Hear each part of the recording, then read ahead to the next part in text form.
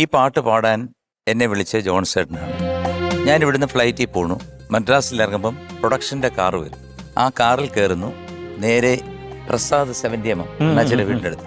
അന്ന് 2 call ഷീറ്റാണ്, 7 to 1 and 2 to 9. ഈ 7 to 1 song കഴിഞ്ഞു. ഏകദേശം 1:15 മണിയായി. കഴിഞ്ഞിട്ട് ഇവരെല്ലാവരും കേട്ടോണ്ടിരിക്കുമ്പോഴാണ് ഞാൻ ചെല്ലുന്നത്. അപ്പോൾ അതിമനോഹരമായിട്ടുള്ള ഒരു യുഗ്മഗാനം. അത് ഒരു പുതിയ സിംഗറും ചിത്രയും കൂടാണ് പാടിയിരിക്കുന്നത്.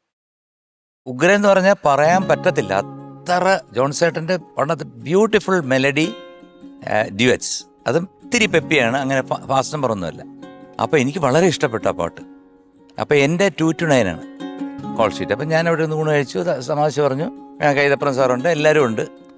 അത് കഴിഞ്ഞിട്ട് 2 മണിക്ക് ജോൺസേട്ടൻ തിയേറ്ററിൻ്റെ നടുക്ക് പോയിരിക്കും. അവിടെയാണ് കമ്പോസ് ചെയ്യുന്നത് കേട്ടോ, അല്ല വീട്ടിൽ നിന്ന് കമ്പോസ് ചെയ്തുകൊണ്ട് വരികയല്ല. അവിടെ ചെന്നിരുന്നിട്ട് ഹാർമോണിയത്തിൽ ഇതിൻ്റെ ബി ജി എം എല്ലാം. അപ്പം കീബോർഡിൻ്റെ ഒരാൾ വരും, വയലിൻ്റെ ഒരാൾ വരും, ഋതം എല്ലായിടത്തിൻ്റെ ഓരോരോ ആൾക്കാർ വരും. അവർക്കെല്ലാം പറഞ്ഞു കൊടുത്തിട്ട് ഒരു 4 മണിയായപ്പം എൻ്റെ അടുത്ത് വന്നു, ബൂത്തിൽ വന്നു. കൈതപ്രം സാറും വന്ന് പാട്ട് എഴുതിയെടുക്കാൻ പറഞ്ഞു. അപ്പം ഞാൻ എഴുതിയെടുത്തു. കണ്ണീർ പൂവിൻ്റെ കവിളിൽ തലോടി ഈണം മുഴങ്ങും എന്നൊക്കെ പറഞ്ഞ് പാട്ട് എഴുതി. ഈ കണ്ണീർ പൂവിൻ്റെ എന്ന് പറഞ്ഞപ്പോഴെനിക്ക് തോന്നി ഇത് ഒരു ശോകമാണോ, ഇത്തിരി സങ്കടമാണോ. അപ്പോൾ മറ്റേ പാട്ട് എൻ്റെ മനസ്സിൽ കിടക്കുക കേട്ടോ. അപ്പോൾ ഈ പാട്ട് ആദ്യമായിട്ട് കേൾക്കുകയാണ്. അപ്പം ജോൺസേട്ടൻ ഇങ്ങനെ പാടി, അതായത് ഇതിൻ്റെ ആക്ച്വൽ ഫീൽ.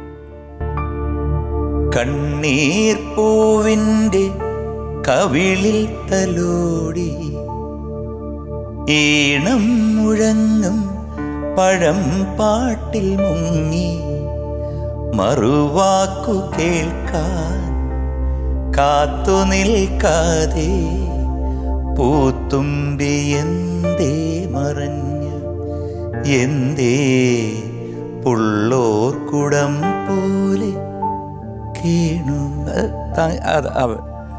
അപ്പോൾ ഇതെനിക്ക് കേട്ടപ്പോഴത്തേക്ക് എനിക്കിത് അങ്ങോട്ട് ഇഷ്ടപ്പെടുന്നില്ല. ഇതെല്ലാം പഠിച്ചു കഴിഞ്ഞ് കൈതപ്രം സാർ ഇറങ്ങിപ്പോയപ്പോൾ ഞാൻ പറഞ്ഞു, ജോൺസേട്ടാ ഒരു കാര്യം, ഞങ്ങൾ അടുത്ത സുഹൃത്തുക്കളെ പോലെയാണ്, പക്ഷെ തിയേറ്ററിൽ കീരിയും പാമ്പുമാണ്, അത് വേറെ കാര്യം. വെളിയിൽ ഇറങ്ങിക്കഴിഞ്ഞാൽ ഞാൻ പറഞ്ഞു, ജോൺസേട്ടാ ഇത് ഒരു ഉപകാരം ചെയ്യണം, ഈ പാട്ട് ആ പുള്ളിക്ക് കൊടുക്കുക, എന്നിട്ട് ആ പാട്ട് ഞാൻ പാടിക്കണം. എടാ ഇത് പാടാന്ന് ഞാൻ പറഞ്ഞു. ഇത് എനിക്ക് അങ്ങോട്ട് മനസ്സിലോട്ട് വരും. എടാ നീ ഇത് പാട്. അപ്പോഴത്തേക്ക് കൈതപ്പുറം വന്നു, ലോഹിയേട്ടൻ വന്നു, സിബി വന്നു, എല്ലാവരും കൂടെ വന്നു. എനിക്കൊന്നും പറയാൻ പറ്റത്തില്ല. ഞാൻ പിന്നെ പാടുമ്പോൾ നമ്മൾ പിന്നെ അതിനകത്ത് പിന്നെ വേറൊന്നും നോക്കത്തില്ല, ആത്മാർത്ഥമായിട്ട് തന്നെ പാടി. പക്ഷേ ഈ താളം ഇതായിരുന്നല്ലോ, അത് വന്ന്. അപ്പോൾ ആ താളം വന്നപ്പോൾ ഈ ജോൺസേട്ടൻ പറഞ്ഞ ഭാവം ഇതിനകത്ത് ഉൾക്കൊള്ളിപ്പിക്കാൻ പറ്റില്ല.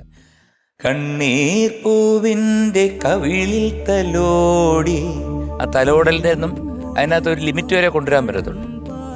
ഇതെല്ലാം കഴിഞ്ഞ് പിന്നെ ഞാൻ മറന്നു. പിന്നെ ഞാൻ ഗാനമേള ഇതൊക്കെ ആയിട്ട് എൻ്റെ രീതിക്ക് ഞാൻ പോയി.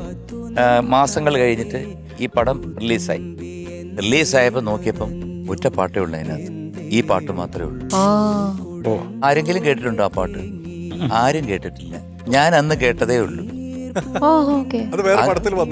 വേറൊരു പടത്തിലും വന്നിട്ടില്ല. ആ തിയേറ്ററിൽ തന്നെ ഇപ്പോഴും ഉണ്ട്, 70 തിയേറ്ററിൽ. അവര് പടത്തിൽ യൂസ് ചെയ്യാൻ നോക്കിയപ്പോൾ സ്പേസ് ഇല്ലാതെ വന്നപ്പം അത് മാറ്റിയിട്ട് ഈ ഒരു പാട്ടിട്ടിട്ട് ഇതിനകത്ത് തന്നെ ഈ പാർവതി കല്യാണം കഴിച്ച് പോകുന്നു, ആ റൊമാൻറ്റിക് ഇതിന്റെ എല്ലാം ഇതിനകത്ത് കൊണ്ടിട്ട് ഒരൊറ്റ പാക്കേജ് ആക്കി. അതിന് എനിക്ക് സ്റ്റേറ്റ് അവാർഡും കിട്ടി. ഇതാണ് വിധി എന്ന് പറയുന്നത്, തലയെടുത്തെന്ന് പറയുന്നത്. അണ്ണൻ അത് അന്ന് അവിടെ കഷ്ടപ്പെട്ട് പാടിയിരുന്നെങ്കിൽ, ഞാൻ മറ്റേത് പാടിയിരുന്നെങ്കിൽ അത് അയ്യോ.